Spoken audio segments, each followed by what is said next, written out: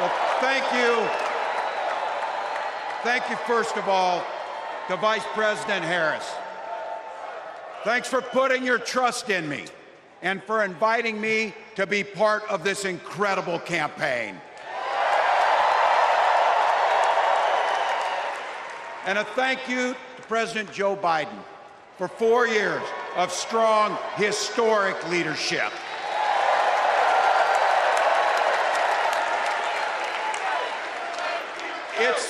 It's the honor of my life to accept your nomination for Vice President of the United States.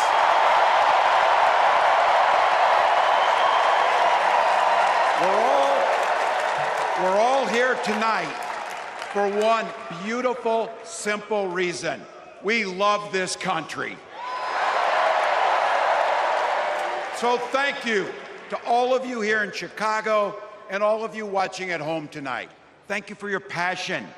Thank you for your determination. And most of all, thank you for bringing the joy to this fight.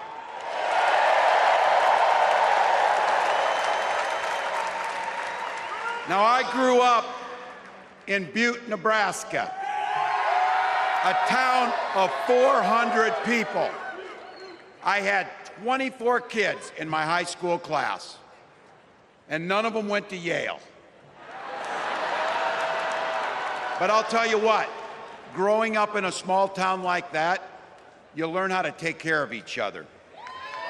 That family down the road, they may not think like you do. They may not pray like you do. They may not love like you do, but they're your neighbors. And you look out for them, and they look out for you. Everybody belongs, and everybody has a responsibility to contribute. For me, it was serving in the Army National Guard. I joined up 2 days after my 17th birthday, and I proudly wore our nation's uniform for 24 years. My dad, a Korean War-era Army veteran, died of lung cancer a couple years later. He left behind a mountain of medical debt. Thank God for Social Security survivor benefits. And thank God for the GI Bill that allowed my dad and me to go to college, and millions of other Americans. Eventually, like the rest of my family, I fell in love with teaching. Three out of 4 of us married teachers. I wound up teaching social studies and coaching football at Mankato West High School. Go Scarlets! We ran a 44 defense.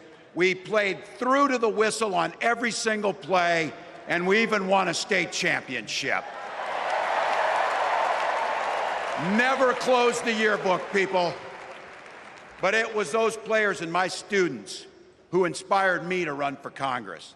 They saw in me what I had hoped to instill in them, a commitment to the common good, an understanding that we're all in this together, and the belief that a single person can make a real difference for their neighbors.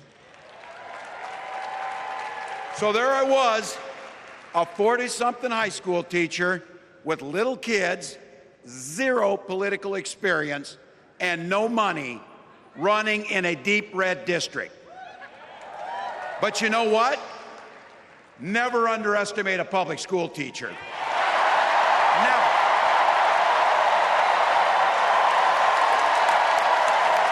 I represented my neighbors in Congress for 12 years, and I learned an awful lot. I learned how to work across the aisle on issues like growing the rural economies and taking care of veterans. And I learned how to compromise without compromising my values. Then I came back to serve as governor, and we got right to work, making a difference in our neighbors' lives. We cut taxes for the middle class. We passed paid family and medical leave. We invested in fighting crime and affordable housing. We cut the cost of prescription drugs and helped people escape the kind of medical debt that nearly sank my family. And we made sure that every kid in our state gets breakfast and lunch every day. So while other states were banning books from their schools, we were banishing hunger from ours.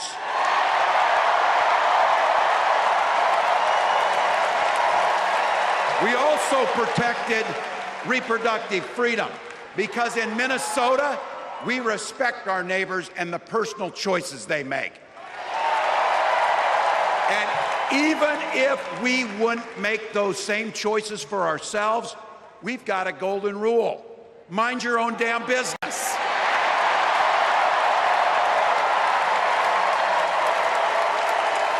And that includes IVF and fertility treatments. And this is personal for Gwen and I. If you've never experienced the hell that is infertility, I guarantee you, you know somebody who has. And I can remember praying each night for a phone call. The pit in your stomach when the phone had rang, and the absolute agony when we heard the treatments hadn't worked. It took Gwen and I years, but we had access to fertility treatments. And when our daughter was born, we named her Hope. Hope, Gus, and Gwen, you are my entire world, and I love you.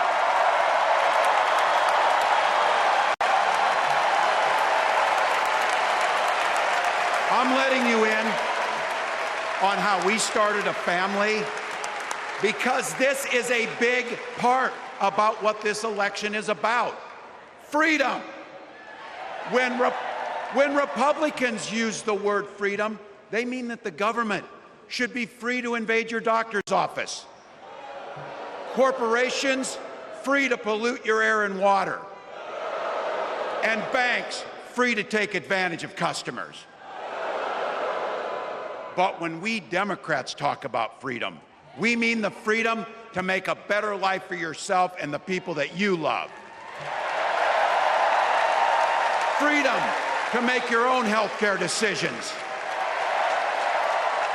And yeah, your kids' freedom to go to school without worrying about being shot dead in the hall.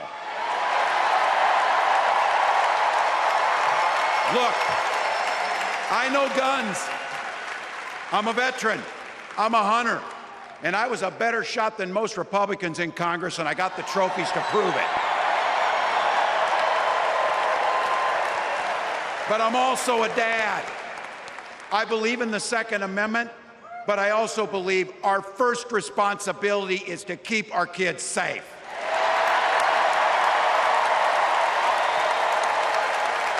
That's what this is all about. The responsibility we have to our kids, to each other, and to the future that we're building together, in which everyone is free to build the kind of life they want.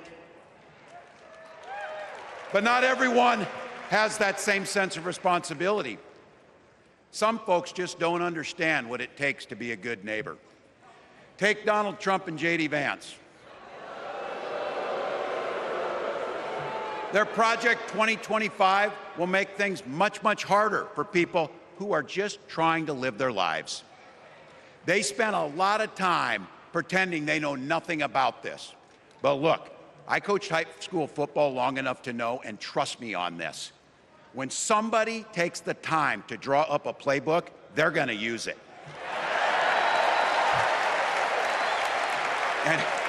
And we know if these guys get back in the White House, they'll start jacking up the costs on the middle class, they'll repeal the Affordable Care Act, they'll gut Social Security and Medicare,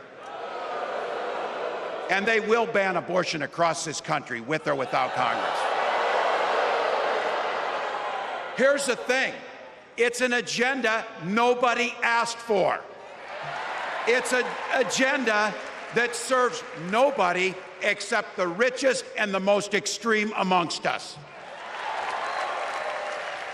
And it's an agenda that does nothing for our neighbors in need. Is it weird? Absolutely. Absolutely.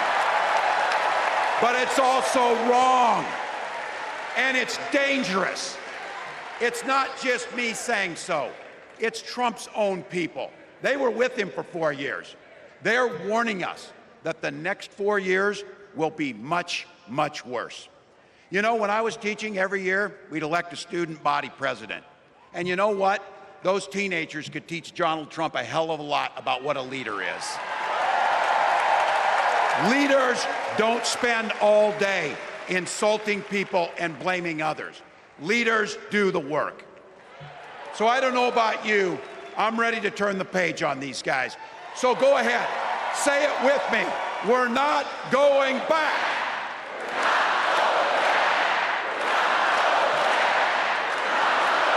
We've got something better to offer the American people. It starts with our candidate, Kamala Harris. From her first day as a prosecutor, as a district attorney, as an attorney general, as a United States senator, and then our vice president, she's fought on the side of the American people. She's taken on the predators and fraudsters. She's taken down the transnational gangs, and she stood up to powerful corporate interests. She has never hesitated to reach across that aisle if it meant improving your lives. And she's always done it with energy, with passion, and with joy. Folks, we've got a chance to make Kamala Harris the next president of the United States.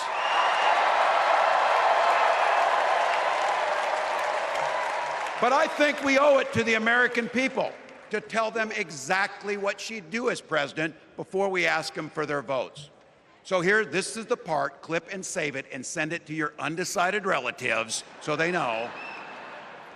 If you're a middle-class family or a family trying to get into the middle class, Kamala Harris is going to cut your taxes.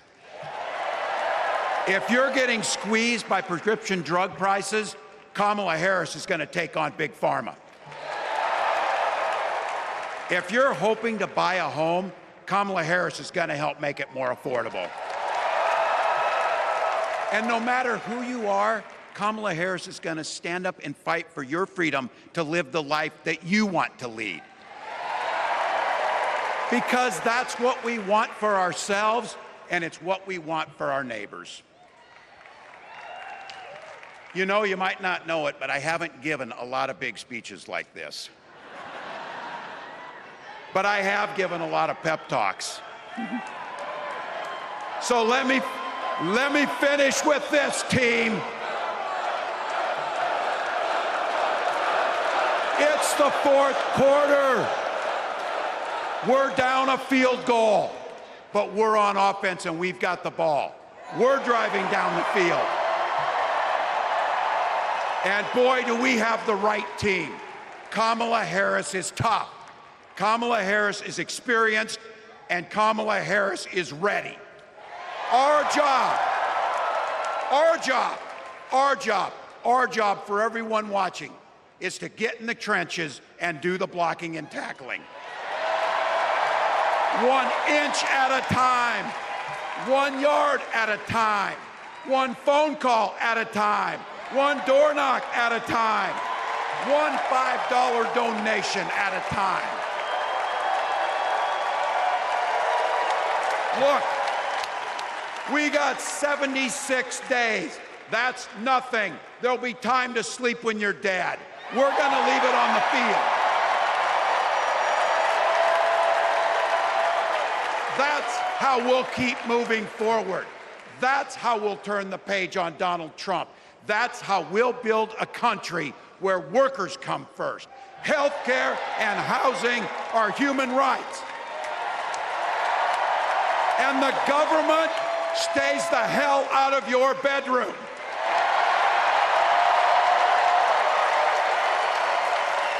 That's how we make America a place where no child is left hungry, where no community is left behind, where nobody gets told they don't belong. That's how we're gonna fight. And as the next president of the United States always says, when we fight, when we fight, when we fight, thank you. God bless.